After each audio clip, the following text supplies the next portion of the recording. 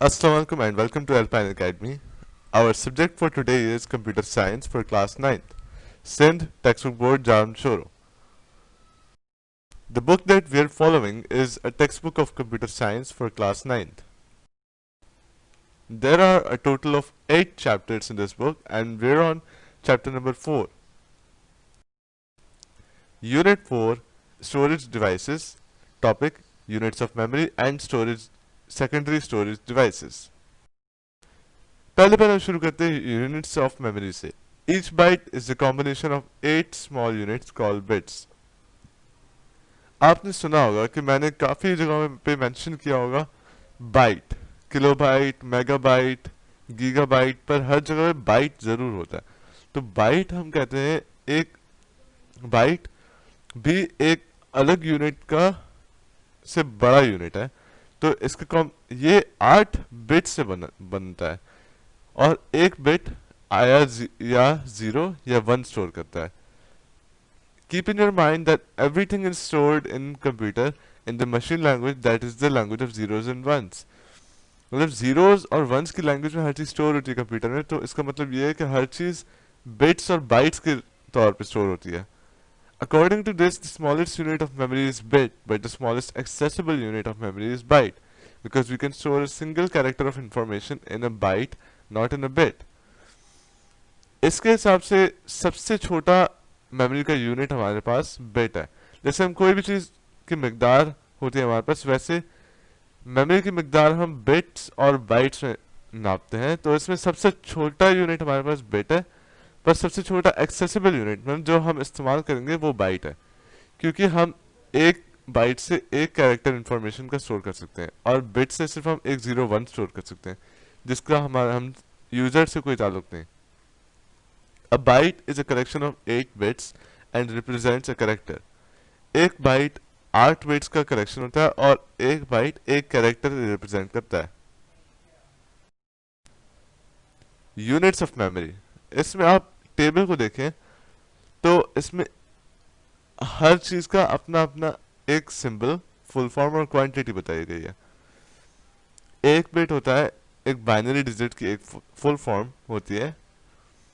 Bit का full form है binary digit. इसमें एक बाइनरी डिजिट में एक 0 या एक 1 आएगा.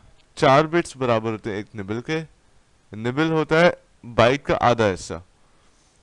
8 बिट्स बाइट के होते हैं तो 4 बिट्स निबल के होंगे. उसके बाद बाइट के बाद आ जाता है हमारे पास किलोबाइट, जो कि 1024 बाइट्स के बराबर होता है. एक मेगाबाइट उसके बाद आता है जो 1024 किलोबाइट के बराबर होता है. वैसे एक गीगाबाइट 1024 मेगाबाइट के बराबर होता है. एक टेराबाइट 1024 गीगाबाइट के बराबर होता है. आगे आप याद करें ना करें ये आपके ऊपर है, पर आगे वाले 3 पेटाबाइट, हेक्साबाइट, जीटाबाइट तीनों की तीनों इंपॉर्टेंट नहीं है. इससे पहले वाली सारी चीज़ें इंपॉर्टेंट है क्योंकि आप आजकल की दुनिया में ये सारी क्वांटिटीज देखेंगे. आपके पास हार्ड डिस्क टेराबाइट के और गीगाबाइट्स में आती हैं. मेगाबाइट्स में आजकल आपकी सिर्फ सीडीज आती हैं, जो भी वो भी 700 MB या 500 MB की आती हैं, ज़्यादा कम से कम. पर कोई भी चीज़ अब किलोबाइट मेगाबाइट से कम नहीं आती. बाइट्स में कोई चीज़ नहीं है हमारे पास. किलोबाइट्स के हमारे पास फाइल्स होती हैं, पर हमारे पास कोई स्टोरेज डिवाइस पूरी किलोबाइट्स में फंक्शन नहीं करती. सेकेंडरी स्टोरेज और memory. Secondary storage is called auxiliary memory or external memory that is used to store large quantities of data for longer periods of time and that is not currently being processed. Secondary storage हम उस storage को कहते हैं जो कि हम बहुत ज़्यादा डेटा स्टोर करने के लिए इस्तेमाल करते हैं, और ऐसे डेटा जो कि हम बहुत लंबे टाइम के लिए इस्तेमाल ना करें और उस टाइम पे इस्तेमाल ना हो रहा हो. It is non-volatile, power off does not erase data. इस ऑक्सिलरी का मैंने आपको जैसे मतलब बताया कि लाइट जाने से उस पर कुछ फर्क नहीं होता, वैसे नॉन वोलेटाइल भी लाइट जाने से उसका डेटा इरेज नहीं होता. Auxiliary storage is used to store input data in programs, output results of processing. Auxiliary storage हम इस्तेमाल करते हैं जो हमारे पास इनपुट डेटा डिवाइसेस से आता है उसको स्टोर करने के लिए, और हमारे जो प्रोग्राम्स हैं उनको स्टोर करने के लिए. उसके अलावा जो हमारे पास प्रोसेसिंग होती है सारी, उसके जो आउटपुट है रिजल्ट आता है उसको स्टोर करने के लिए भी हम ऑक्सिलरी स्टोरेज ही इस्तेमाल करते हैं. आगे चलते हैं। Secondary memory or secondary storage is the slowest and cheapest form of memory. It cannot be processed directly by the CPU. It must first be copied into primary storage or RAM. Secondary storage सबसे slow और सबसे सस्ती memory होती है और ये CPU directly process करता है, प्रोसेस नहीं करता, इसको पहले रैम में कॉपी किया जाता है फिर ये प्रोसेस होती है। Secondary memory devices include magnetic storage devices like floppy disks, hard disks, and magnetic tapes, the first forms of secondary memory, and optical disks such as CDs and CD-ROMs. Secondary memories में इस सारी devices जो मैंने mention किया अभी, magnetic storage devices जो हैं वो सारी सेकेंडरी स्टोरेज में आ जाती हैं। Floppy Diskit, it is a small removable portable storage device that is made of polyester film coated with a metal oxide compound. Floppy Diskit एक स्टोरेज डिवाइस है बहुत छोटी और रिमूवेबल, जो कि एक पॉलिएस्टर फिल्म से कोटेड है और एक उसमें मेटल का ऑक्साइड कंपाउंड इस्तेमाल होता है। ये ज़्यादा मुश्किल टर्म्स है पर इनको आपको याद रखना पड़ेगा डेफिनेशन के लिए। It is readable bye computer with a floppy disk drive. जैसे फ्लॉपी डिस्केट है उसकी एक फ्लॉपी डिस्क ड्राइव भी होगी और वो उसी को ही रीड करेगी। The size of a floppy disk has become 3.5 inches and 2 millimeters microfloppy thick from the early 8 inch to 5.25 inch square and about 1 millimeter thick mini floppy. Floppy disk का size अब हो गया 3.5 इंच और 2 millimetre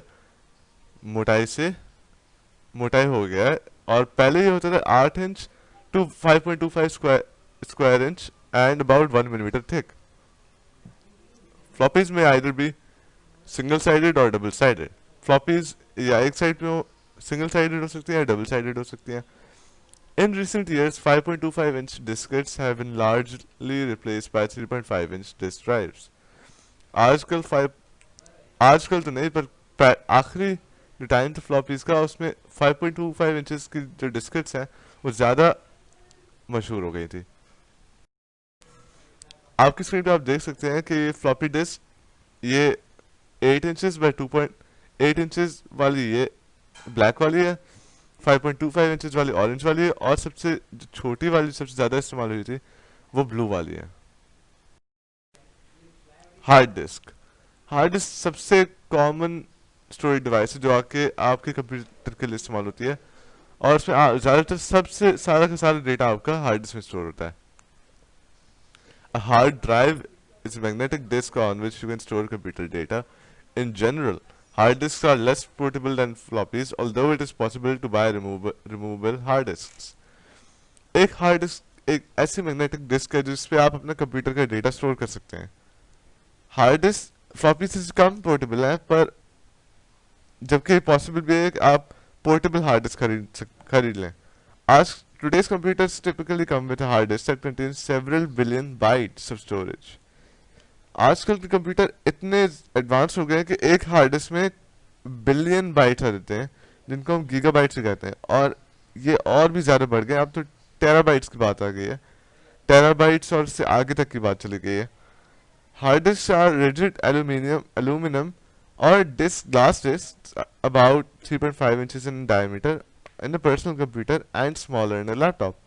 They are coated with ferromagnetic material and a read or write head transfer data to it magnetically. Hard disk एक glass disc या aluminium की disc से बनी हुई है जो कि 3.5 इंचेस होती है डायमीटर में और ये पर्सनल कंप्यूटर में 3.5 इंचेस की होती है जो हमारा पीसी होता है और इससे भी छोटी ये लैपटॉप में होती है।